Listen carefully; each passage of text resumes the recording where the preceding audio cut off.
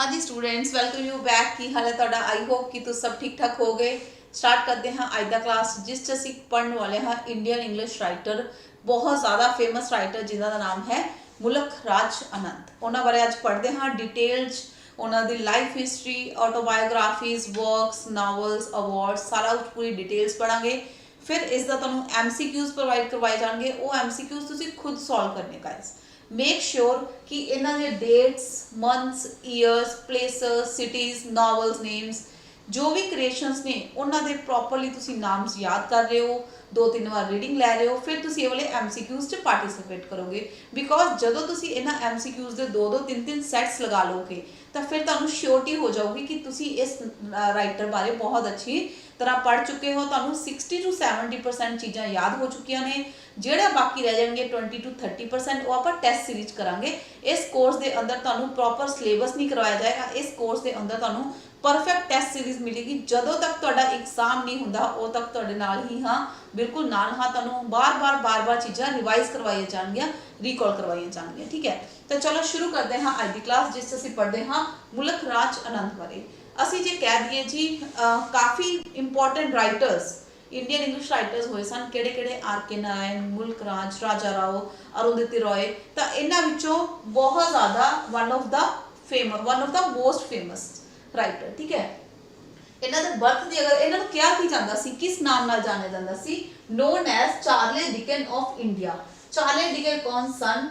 Britain के बहुत सारे मोस्ट फेमस राइटर्स विचों एक सन। बहुत ज़्यादा अपने काम लिए, अपने वर्क्स लिए, अपनी राइटिंग्स लिए बहुत ज़्यादा माने जाते, बहुत ज़्यादा पॉपुलर ने वो। ठीक है, तो चलो उन्होंने क्या कहता सी, होर इन्होंने की कहता सी, father of English, father of Indian English novel के नाम नाल भी जानिया जाता है इन्होंने। ठीक है, अगले अगर गल करें इन्होंने बर्थ की, देखो पिक देख के तुसी रैकोगनाइज कर सकते हो। जिवें असीं RK नारायण जी अगर गल करिए तो तुसी उन्हां दी पिक्स देखिया ने, उन्हां दी इमेजेस देखी है, उन्हां नूं देख के तुहाडे माइंड च नाल दे रिकॉल हो जाता होएगा कि RK नारायण किद्दां दे दिखदे सी। उन्हां दी वाइफ नाल एक पिक तुहानूं दिखाई सी, वो भी याद होगी। उदां ही तुसी इन्हां पिक्स नूं जदों आपां इंसान दी एक पिक्चर नूं देख लैंदे हां तो साडा माइंड उहदे नाल अपने आप चीज़ां नूं कोरिलेट कर लैंदा है। ठीक है, तो चलो इदां दे दिखदे सन। इन्हां दी एज सी जदों आई थिंक 98 ईयर्स ओल्ड सी जदों इन्हां दी डेथ हुई सी। मुल्क राज आनंद जी, इन्हां जन्म कदों होया? 12 दिसंबर 1905। कदों होया सी? 1905 विच होया सी। कित्थे होया सी? पेशावर। पेशावर च होया सी। NWFP British India. उस टाइम की सीगा NWFP का मतलब कि इंडिया किस चीज़ का पार्ट सी? एक पाकिस्तान का पार्ट सी। ठीक है जी, उदों इकट्ठा सी तो उदों पेशावर विच होया सी। हुण ये कित्थे है? हुण पाकिस्तान है। जदों पाकिस्तान इंडिया का हिस्सा सी उदों पेशावर विच उन्हां दा बर्थ होया सी। कदों? 1905 विच होया सी। फादर की गल करिए, उन्हां दे फादर का नाम लालचंद सी। कॉपर स्मिथ सी। कॉपर स्मिथ सी, कॉपर दी चीज़ां बनाउंदे सन। ठीक है, उस तो बाद उन्होंने बाद विच की कर लिया सीगा, उन्होंने वो हैड क्लर्क बनसे सी Dogra regiment of British army. उस टाइम डोगरा रेजीमेंट हुंदी सी तो ब्रिटिश आर्मी च उन्होंने हैड क्लर्क वजों इन्होंने जॉब किया, उस तरीके नाल इन्होंने काम किया। ठीक है, तो चलो इन्होंने मदर का नाम की सीगा? ईश्वर कौर।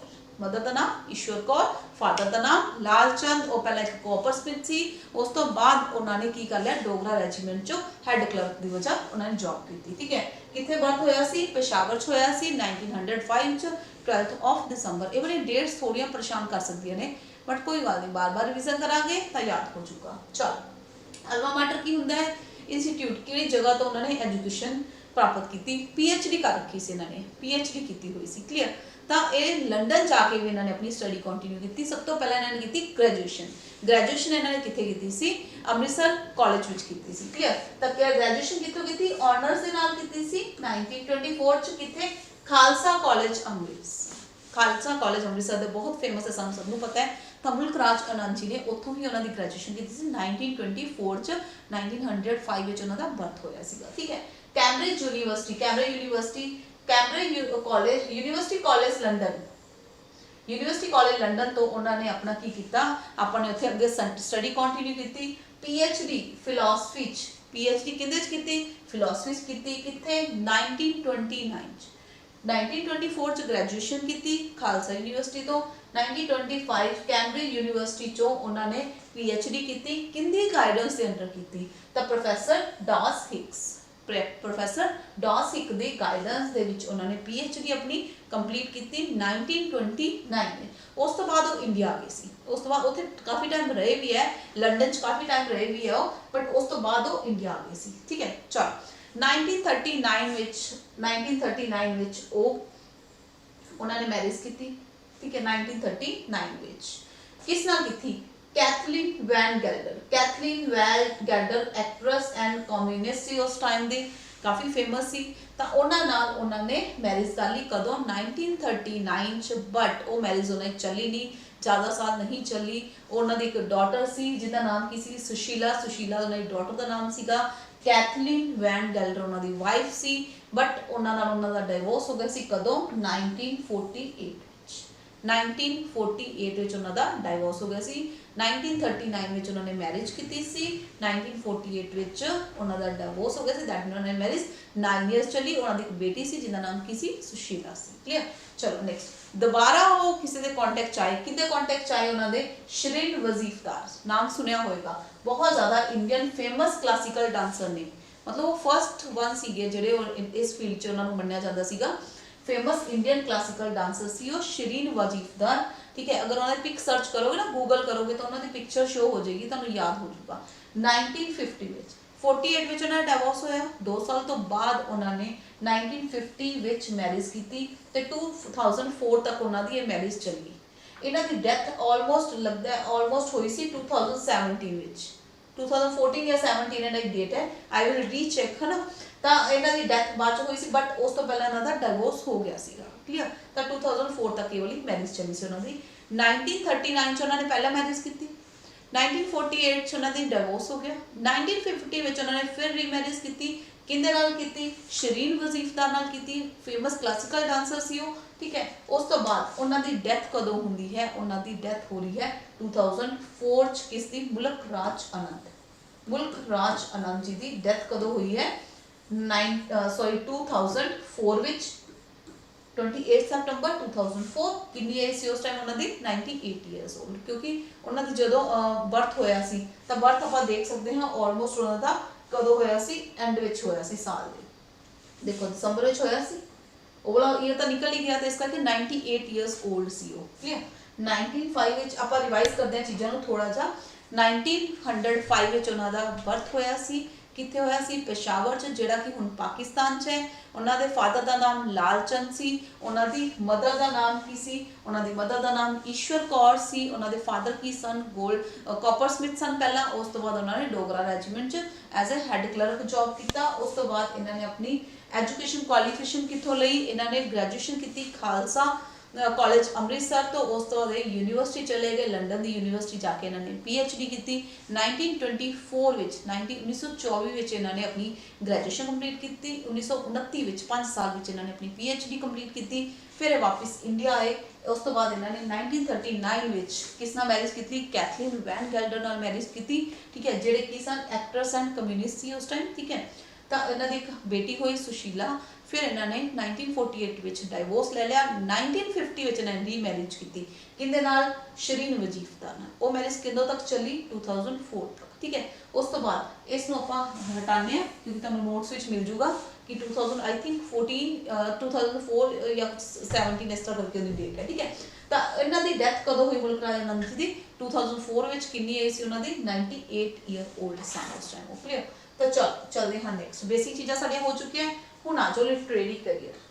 ਲਿਟਰੇਰੀ ਕਰੀਅਰ ਇਹਨਾਂ ਨੇ ਕਿਵੇਂ ਤੇ ਕਦੋਂ ਸ਼ੁਰੂ ਕੀਤਾ? ਇਹਨਾਂ ਦੀ ਫੈਮਿਲੀ 'ਚ ਇੱਕ ਰਿਲੇਸ਼ਨਸ਼ਿਪ 'ਚ ਇੱਕ ਆਂਟੀ ਦੀ ਡੈਥ ਹੋ ਗਈ ਸੀ ਜਿਨ੍ਹਾਂ ਨੇ ਸੁਸਾਈਡ ਕਮਿਟ ਕਰ ਲਿਆ ਸੀਗਾ। ਫੈਮਿਲੀ ਟ੍ਰੈਜਡੀ ਦੇ ਨਾਮ ਨਾਲ ਜਿਹਨੂੰ ਜਾਣਿਆ ਜਾਂਦਾ ਹੈ ਕਿ ਕਾਸਟ ਸਿਸਟਮ ਕਰਕੇ। ਉਸ ਟਾਈਮ ਕਾਸਟ ਸਿਸਟਮ ਦੀ ਬਹੁਤ ਜ਼ਿਆਦਾ ਪ੍ਰੋਬਲਮ ਸੀ। ਠੀਕ ਹੈ, ਛੂਤ ਛਾਤ, ਜਾਤ ਪਾਤ, ਇਹ ਸਭ ਕੁਝ ਬਹੁਤ ਜ਼ਿਆਦਾ ਪ੍ਰਚਲਿਤ ਸੀ। ਤਾਂ ਉਸ ਕਰਕੇ ਕਾਸਟ ਨੂੰ ਬਹੁਤ ਜ਼ਿਆਦਾ ਇੰਪੋਰਟੈਂਸ ਦਿੱਤੀ ਜਾਂਦੀ ਸੀ। ਠੀਕ ਹੈ, ਤਾਂ ਉਹਨਾਂ ਆਂਟੀ ਕੀ ਕਰ ਲਿਆ ਸੀ? ਸੁਸਾਈਡ ਕਰ ਲਿਆ ਸੀ। ਕਿਉਂਕਿ ਉਹਨਾਂ ਨੇ ਕਿਉਂ ਕੀਤਾ ਸੀ? ਉਹਨਾਂ ਨੇ sharing meal with the Muslim woman ਨਾਲ ਸ਼ੇਅਰ ਮੀਲ ਕਰਨ ਵਾਸਤੇ ਉਹਨੇ ਸੁਸਾਈਡ ਕਰ ਲਿਆ ਸੀ। ਕਾਫੀ ਬੜੀ ਟ੍ਰੈਜਡੀ ਹੋਈ ਸੀ ਉਹਨਾਂ ਦੀ ਫੈਮਿਲੀ 'ਚ। ਇਸ ਕਰਕੇ ਇਹ ਉਹਨਾਂ ਨੇ ਉਸ ਦੇ ਰਿਸਪੌਂਸ 'ਚ ਉਹਨਾਂ ਨੇ ਆਪਣਾ ਫਸਟ ਪ੍ਰੋਸ ਐਸੇ ਲਿਖਿਆ ਸੀਗਾ। फर्स्ट पोस्ट ऐसे उसे करके लिखा हुआ सी। इन्हां दा एक अनटचेबल फेमस होया बहुत ज़्यादा नावल। क्यों? इन्हां लगदा सी छूत-छात दा, उस दा छूआ-छात दा बहुत ज़्यादा प्रचलित सी, इस करके इन्हां दा नावल बहुत ज़्यादा फेमस होया जिहड़ा कि उन्होंने लिखिया सी उस टाइम। ठीक है, तो चलो इत्थों उन्हां दा लिटरेरी करियर शुरू होया सी। उस तो पहला लंडन विच भी उन्होंने काफ़ी काम कीता सी। देखो जी, अगर करिए मार्क की गल, MARG, मार्क की सीगा one of the first fine arts magazine, एक मैगजीन सीगा, बहुत फाइन आर्ट्स मैगजीन सीगा। ठीक है, a literary magazine based in Mumbai based एक मैगजीन सी जिहड़ा छपदा हुंदा सीगा। कित्थों बेस्ड सीगा? मुंबई बेस्ड सी, लिटरेरी मैगजीन सीगा। उस तो बाद it's a quarterly Indian art magazine, 3 months बाद क्वार्टरली आंदा सी ये वाला। ठीक है, छपदा हुंदा सी।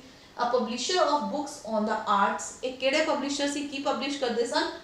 बुक्स ऑन द आर्ट्स, कला दे ऊपर पब्लिश किया जाता सी। कौन सी इन्हां दे फाउंडर? मुल्क राज आनंद दे founder C.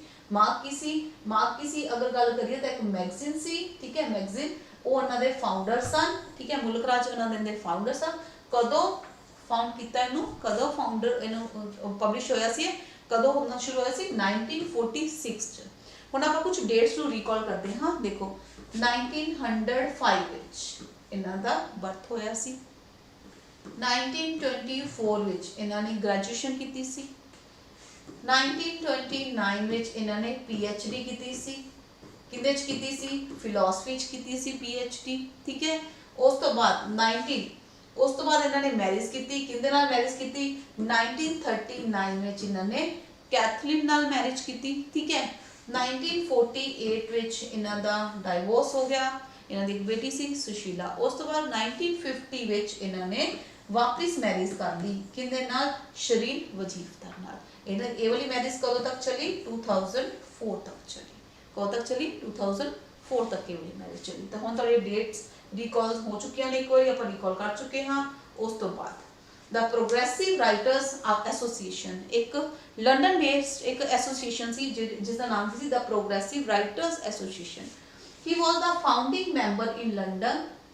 He was the founding member London च इनकी शुरुआत हुई सी प्रोग्रेसिव राइटर एसोसीएशन की। उस दे भी ये मैंबर जाने जाते हैं। किस टाइम किहड़े ईयर च? 1935 च। 1935 विच इन्हां दा नावल आया सीगा, उहदे बारे आपां डिस्कस करते हैं आगे। तो अगर मैं आपां करें वो किस चीज़ के फाउंडिंग मैंबर किस चीज़ के रहे? एक तो मार्क दे, क्लीयर, क्वार्टरली पब्लिश हुंदा सी, मुंबई बेस्ड मैगजीन सी। उस तो बाद वो किहदे फाउंडिंग मैंबर सी? किस चीज़ के founding? The progressive writers association के फाउंडिंग मैंबर सी। उन्हां नाल होर भी बहुत लोग सीगे। लंडन च उन्होंने इसकी स्थापना की सी। तो कदों हुई सी? 1935 हुई सी। चल next one, the creation. TS Eliot बारे तुसीं पढ़िया होगा या सुनिया हो। TS मैगजीन, इन्हां दा एक मैगजीन सी। TS इलियट इन्हां दा एक मैगजीन सी, की नाम सी? द क्रिएशन, बहुत पॉपुलर सीगा। उस च भी इन्हां ने अपना करियर किवें शुरू किया? उस च उन्होंने अपनी अपने शॉर्ट नोट लिखने शुरू करते बुक्स से। ठीक है, mister Mulk Raj Anand writing career begin in England London based. ठीक है, वो definitely in the late 1920s with short note on books in the creation। ਜਿਹੜਾ द क्रिएशन मैगजीन सी, इस इन्हां दे शॉर्ट नोट पब्लिश होंदे सन, शॉर्ट नोट लिखते सन। किन्ना दा सी? TS इलियट दा। इन्हां नाल इन्हां दी काफ़ी ज़्यादा कनैक्टिविटी सी। चलो नैक्सट वन, पॉपुलर नावल्स की अगर गल करिए, मैं तुहानूं हुणे ही कहा कि इन्होंने 1935 विच इन्होंने बहुत ही पॉपुलर जिस करके जाने जाते हैं किहड़ा नावल पब्लिश किया सी? किहड़ा पब्लिश नावल होया सी इन्हां दा? अनटचेबल, क्योंकि इंडिया की कास्ट सिस्टम नूं, ठीक है, उन्होंने डिपिक्ट करता है वाला नावल। तो उस सब तो पहले इन्होंने की किया सी पब्लिश? The lost child. 1934 च आया सी लॉस्ट चाइल्ड, 1935 च आया सी द अनटचेबल। कुली बहुत ही ज़्यादा हिट, बहुत ही ज़्यादा फेमस इन्हां दा नावल है।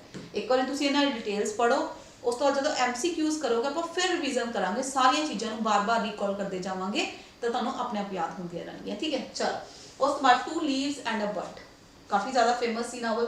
1930 मतलब देखो कॉन्टीन्यूड सी। 1934, 5, 6, 7, 38 च नहीं कुछ है। 1939 the village, across the black waters 1939 च दो आए सी। एक होर चीज़, वापस चलते हैं लो 1939 ਚ ਹੋਈ ਸੀ ਇਹਨਾਂ ਦੀ ਮੈਰਿਜ। ਉਸੇ ਟਾਈਮ ਦੋ ਨਾਵਲਸ ਕਿਹੜੇ ਕਿਹੜੇ ਆਪਾਂ ਹੁਣੇ ਦੇਖ ਕੇ ਹਟੇ ਆ, ਕਨੈਕਟ ਕਰਿਆ ਕਰੋ।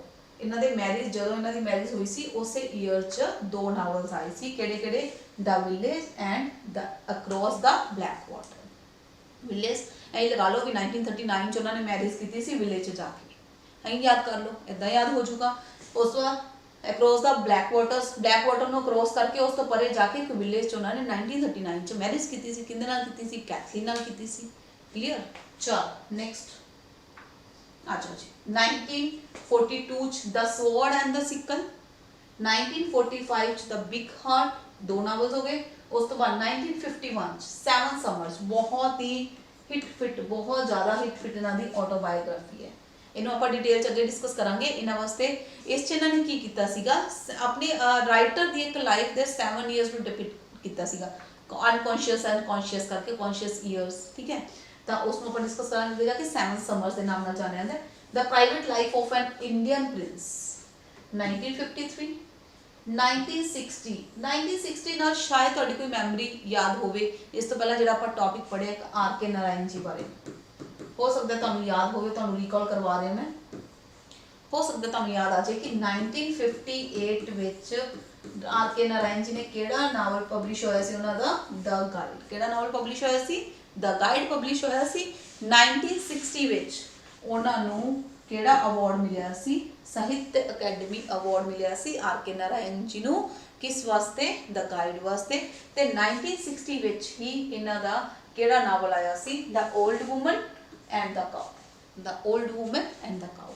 ਇਹਨਾਂ ਨੂੰ ਕਨੈਕਟ ਕਰੋ ਆਪਸ ਚ, ਕੋਰਿਲੇਟ ਕਰੋ ਚੀਜ਼ਾਂ ਨੂੰ, ਫਿਰ ਦੇਖੋ ਕਿਵੇਂ ਕਿਵੇਂ ਯਾਦ ਹੁੰਦੇ, ਠੀਕ ਹੈ। ਆ ਤਾਂ ਤੁਹਾਨੂੰ ਪੱਕੀ ਤਰ੍ਹਾਂ ਯਾਦ ਹੋ ਗਿਆ ਹੋਊਗਾ। 1965 ਵਿੱਚ ਇਹਦੇ ਤੇ ਮੂਵੀ ਬਣ ਗਈ ਸੀ, ਗਾਈਡ ਮੂਵੀ ਬਣ ਗਈ ਸੀ, ਜਿਹਦਾ ਕਰੈਕਟਰ ਕੌਣ ਸੀ? ਰਾਜੂ, ਰੋਜ਼ੀ, ਮਾਰਕੋ, ਠੀਕ ਹੈ ਜੀ। ਹੁਣ ਤਾਂ ਯਾਦ ਹੋਣ ਲੱਗੀਆਂ ਹੋਣਗੀਆਂ ਚੀਜ਼ਾਂ। ਚਲੋ ਇਹਨਾਂ ਦੀ ਡੈਥ ਕਦੋਂ ਹੋਈ? The death of a hero, sorry, the death of a hero based on the life of Maqbool Sherwani. ਮਕਬੂਲ ਸ਼ੇਰਵਾਨੀ ਇੱਕ ਕਰੈਕਟਰ ਨੇ ਜਿਨ੍ਹਾਂ ਦੀ ਲਾਈਫ ਦੇ ਉੱਪਰ ਇਹਨਾਂ ਲਿਖਿਆ ਸੀ ਦ ਡੈਥ ਆਫ ਅ ਹੀਰੋ। ਕਦੋਂ? 1964 ਵਿੱਚ। 1960। ਕੋਈ ਗੱਲ ਨਹੀਂ, MCQs ਕਰਾਂਗੇ, ਬਾਰ-ਬਾਰ ਤੁਹਾਨੂੰ ਰਿਵਾਈਜ਼ ਕਰਾਈ ਜਾਊਗੀ, ਬਾਰ-ਬਾਰ ਰੈਪੀਟੇਸ਼ਨ ਕਰਾਈ ਜਾਊਗੀ। ਯਾਦ ਕਿੱਦਾਂ ਨਹੀਂ ਹੁੰਦਾ, ਸਾਰਾ ਕੁਝ ਬਹੁਤ ਅੱਛੀ ਤਰ੍ਹਾਂ ਯਾਦ ਹੋਊਗਾ। ਕਲੀਅਰ? ਠੀਕ ਹੈ। ਕੁਝ ਕਰਨ ਦੀ ਜ਼ਰੂਰਤ ਨਹੀਂ, ਸਾਰਾ ਕੰਟੈਂਟ ਪ੍ਰੋਪਰਲੀ ਤੁਹਾਨੂੰ ਬਹੁਤ ਅੱਛੇ ਵੇ ਨਾਲ ਪ੍ਰੋਵਾਈਡ ਕਰਵਾਇਆ ਜਾਏਗਾ। ਕੁਝ ਵੀ ਸੋਚਣ ਦੀ ਜ਼ਰੂਰਤ ਨਹੀਂ ਹੈ। ਇੰਨਾ ਕੁ ਅਸੀਂ MCQs ਕਰ ਲਾਂਗੇ, ਇੰਨਾ ਕੁ ਡੈਪਥ ਚੀਜ਼ਾਂ ਕਰ ਲਾਂਗੇ, ਦੋ ਵਾਰੀ ਕਰ ਲਾਂਗੇ ਕਿ ਤੁਹਾਨੂੰ ਆਪਣੇ ਆਪ ਰਿਵਾਈਜ਼ ਹੋਊਗਾ, ਯਾਦ ਹੋ ਜਾਊਗਾ। ਚਲੋ ਨੈਕਸਟ ਅਗਰ ਗੱਲ ਕਰਦੇ ਹਾਂ ਅਸੀਂ ਸ਼ਾਰਟ ਸਟੋਰੀਜ਼ ਦੀ, ਕਿਹੜੀ ਕਿਹੜੀ ਸੀ? 1934 ਵਿੱਚ ਸਭ ਤੋਂ ਪਹਿਲਾਂ ਨਾ 1934 ਵਿੱਚ the lost child and other stories ਆਏ, ਠੀਕ ਹੈ। ਉਸ ਤੋਂ ਬਾਅਦ 1945 ਵਿੱਚ ਦ ਬਾਰਬਰਸ ਟ੍ਰੇਡ ਯੂਨੀਅਨ। ਇਹ ਸਾਰੀ ਲਿਸਟ ਤੁਸੀਂ ਨੋਟ ਕਰੋ, ਇਹਨੂੰ ਬਾਰ-ਬਾਰ ਰਿਵਾਈਜ਼ ਕਰੋ। 47 ਤਾਂ ਯਾਦ ਹੀ ਹੋਊਗਾ, ਇਹ ਇੰਡੀਆ ਦੀ ਸੈਪਰੇਸ਼ਨ ਵਾਲਾ ਈਅਰ, ਠੀਕ ਹੈ। The tractor and the corn goddess, tractor ਤੋਂ ਯਾਦ ਕਰ ਲਓ। ਟਰੈਕਟਰ ਚੱਲਣੀ ਸ਼ੁਰੂ ਹੋ ਗਈ ਸੀ 1947 ਚ, ਜਦੋਂ ਸੈਪਰੇਸ਼ਨ ਹੋਇਆ ਸੀ, ਡਿਵਾਈਡੇਸ਼ਨ ਹੋਈ ਸੀ। ਕਲੀਅਰ? ਤਾਂ ਚਲੋ next the reflections of on the golden bed, 1953 59 ਚ ਆਇਆ ਸੀ ਦ ਪਾਵਰ ਆਫ ਡਾਰਕਨੈਸ। ਇਹਨਾਂ ਸਾਰਿਆਂ ਤੁਸੀਂ ਲਿਸਟ ਬਣਾ ਲਓ, ਆਪਣੇ ਕੋਲ ਨੋਟ ਡਾਊਨ ਕਰੋ, PDF ਰੱਖੋ, ਬਾਰ-ਬਾਰ ਰਿਵਾਈਜ਼ ਕਰੋ ਇਹਨਾਂ ਦੇ ਨਾਮ, ਕਿਉਂਕਿ ਜਦੋਂ ਸਾਨੂੰ ਇਹਨਾਂ ਦੇ ਨਾਮ ਯਾਦ ਹੋਗੇ ਨਾ ਕਿ ਜੀ ਇਹ ਆਰ ਕੇ ਨਾਰਾਇਣ ਦਾ ਨਾਵਲ ਹੈ, ਆਰ ਕੇ ਨਾਰਾਇਣ ਦੀ ਸਟੋਰੀ ਹੈ, ਫਿਰ ਆਪਾਂ ਮੁਲਕ ਰਾਜ ਬਾਰੇ ਪੜਾਂਗੇ ਤਾਂ ਆਪਣੇ ਆਪ ਚੀਜ਼ਾਂ ਰੀਕਾਲ ਕਰਾਂਗੇ ਆਪਾਂ। ਕਲੀਅਰ? ਚਲੋ ਉਸ ਤੋਂ ਬਾਅਦ ਚਲਦੇ ਹਾਂ ਨੈਕਸਟ ਆਟੋਬਾਇਓਗ੍ਰਾਫੀਜ਼। ਮੈਂ ਹੁਣੇ ਦੱਸਿਆ ਤੁਹਾਨੂੰ ਸੈਵਨ ਸਮਰਸ ਕਾਫੀ ਜ਼ਿਆਦਾ ਫੇਮਸ ਸੀ, ਕਾਫੀ ਜ਼ਿਆਦਾ ਪਪੂਲਰ ਸੀ ਇਹਨਾਂ ਦਾ ਇਹ ਵਾਲੀ writing. 1951 first drafted when he was a student at London. ਕਦੋਂ ਡਰਾਫਟ ਹੋਇਆ ਸੀ ਬਟ ਪਬਲਿਸ਼ ਨਹੀਂ ਹੋਇਆ ਸੀ ਉਦੋਂ ਤੱਕ, 1951 ਚ, ਠੀਕ ਹੈ। ਤੇ 1951 ਤੱਕ ਮਤਲਬ ਜਦੋਂ ਹੋਇਆ ਪਹਿਲੀ ਵਾਰੀ ਡਰਾਫਟ ਹੋਇਆ ਸੀ, ਪਬਲਿਸ਼ ਤਾਂ ਉਦੋਂ ਹੀ ਹੋ ਗਿਆ ਸੀ, ਸੌਰੀ ਉਹਨੇ ਲਿਖ ਤਾਂ ਉਦੋਂ ਹੀ ਲਿਆ ਸੀ, ਰੈਡੀ ਉਦੋਂ ਹੀ ਹੋ ਗਿਆ ਸੀ, ਬਟ ਕਦੋਂ ਤੱਕ ਨਹੀਂ ਹੋਇਆ ਸੀ ਪਬਲਿਸ਼? 1951 ਤੱਕ। 1951 ਚ ਜਾ ਕੇ ਪਬਲਿਸ਼ ਹੋਇਆ ਸੀ, ਬਟ ਉਹਨਾਂ ਨੇ ਜਦੋਂ ਉਹ ਸਟੂਡੈਂਟ ਸੀ ਲੰਡਨ ਵਿੱਚ, ਠੀਕ ਹੈ, ਉਦੋਂ ਹੀ ਡਰਾਫਟ ਹੋ ਗਿਆ ਸੀ ਉਹ। ਚਲੋ ਇਸ ਚ ਕੀ ਦਿੱਤਾ ਹੋਇਆ ਹੈ, ਇਹ ਇੰਪੋਰਟੈਂਟ ਕਿਉਂ ਹੈ? ਸੈਵਨ ਸਮਰਸ ਦੀ ਕੀ ਕੁਆਲਿਟੀਜ਼ ਨੇ? ਰੀਕ੍ਰੀਏਸ਼ਨ ਆਫ ਦਾ first 7 years of writers life. ਇਹਦੇ ਵਿੱਚ ਕੀ ਦੱਸਿਆ ਉਹਨਾਂ ਨੇ ਕਿ ਇੱਕ ਰਾਈਟਰ ਦੀ ਲਾਈਫ ਦੇ 7 ਇਅਰਸ ਦਾ ਰੀਕ੍ਰੀਏਸ਼ਨ ਕੀਤਾ ਹੋਇਆ ਹੈ। ਉਸ ਤੋਂ ਬਾਅਦ ਉਹਨਾਂ ਨੇ ਕੀ ਕਿਹਾ ਸੀ? Half unconscious and half conscious childhood.